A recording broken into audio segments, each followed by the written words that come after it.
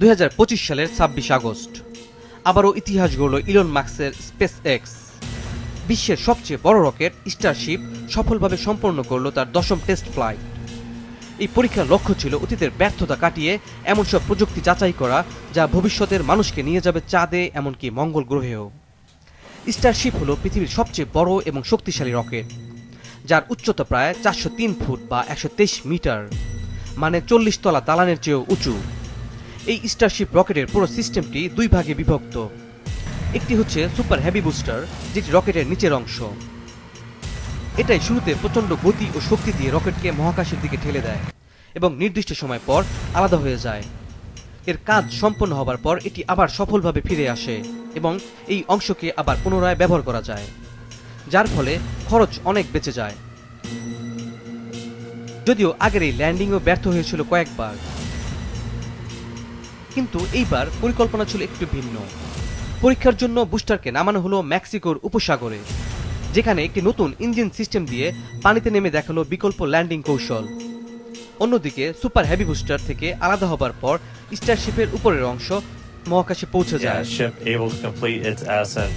আর এই অংশেই মূলত স্যাটেলাইটগুলো বসানো থাকে। প্রথমবারের মতো স্টারশিপ ব্যবহার করেছে তার বিশেষ পেজ স্টাইল সিস্টেম, যেখানে স্টারশিপ তার নতুন স্যাটেলাইট সিস্টেম ব্যবহার করে ডামি বা পরীক্ষামূলক স্যাটেলাইটগুলো একটার পর একটা মহাকাশে স্থাপন করে।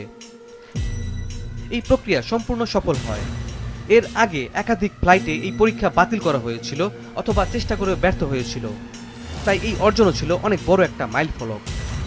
এবারের সবচেয়ে বড় পরীক্ষা ছিল স্যাটেলাইটগুলো মহাকাশে সফলভাবে স্থাপনের পর এই মহাকাশযানকে আবার পৃথিবীতে নিরাপদে ফিরিয়ে আনা।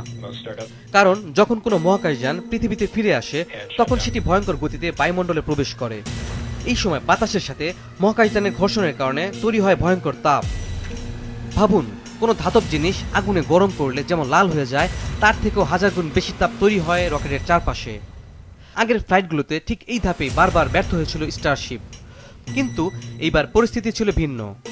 রকেটের গায়ে বসানো নতুন হিটশিল্ড টাইলস প্রচণ্ড তাপ শোষণ করে তা বাইরে ছড়িয়ে দেয়, ফলে ভেতরের অংশ নিরাপদ থাকে, যদিও কিছু অংশ ক্ষতিগ্রস্ত হয়েছে। এভাবেই ভয়ঙ্কর সেই পরীক্ষায় টিকে থেকে স্টারশিপ ধীরে ধীরে নিয়ন্ত্রিত ভঙ্গিতে পৃথিবীতে নেমে আসে। অবশেষে সবাইকে অবাক করে দিয়ে এটি সফলভাবে অবতরণ করে ভারত মহাসাগরে। এই সফল পরীক্ষা স্পেস এক্সের জন্য একটি গুরুত্বপূর্ণ মাইলফলক, যা ভবিষ্যতে চাঁদ, মঙ্গল এবং আরও দূরের মহাকাশে মিশন পরিচালনার সম্ভাবনা উন্মোচিত করেছে। Refilled with propellant and flown again.